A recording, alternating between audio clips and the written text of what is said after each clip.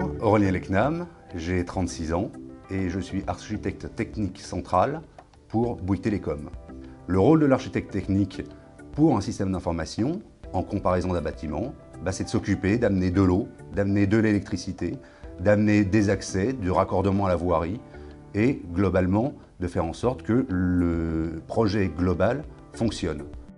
La mission principale de l'architecte technique, c'est de fournir les moyens au projet informatique de manière à ce que les développeurs puissent développer, les testeurs puissent tester et l'exploitation exploiter. Et au quotidien, c'est de travailler avec l'ensemble des ingénieurs, que ce soit des ingénieurs système, des ingénieurs hardware, des ingénieurs réseau, pour arriver à faire un design cohérent pour les projets. J'ai une formation de 5 ans qui s'est déroulée en 2 temps. D'abord un IUT d'informatique et puis par ailleurs 3 ans en école d'ingénieur.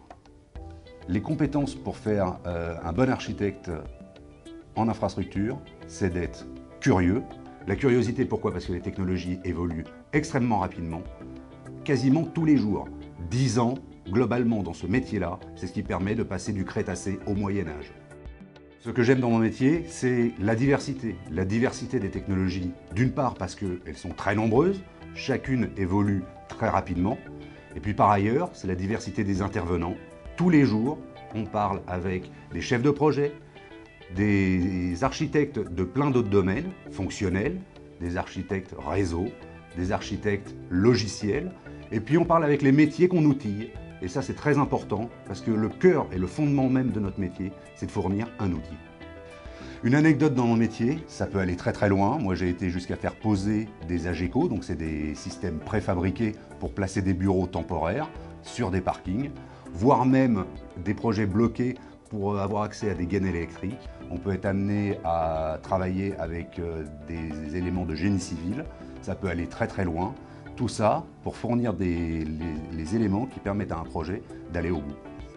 Un conseil pour vous, c'est surtout de comprendre qu'est-ce qui se cache derrière les outils. On est centré sur l'usage, on utilise énormément l'informatique et de plus en plus, notamment au travers des réseaux sociaux, Facebook, Twitter, Google. Pour comprendre et utiliser au mieux ces outils, il faut savoir ce qui se cache techniquement derrière, parce que c'est au travers de la compréhension technique qu'on maîtrise globalement l'usage.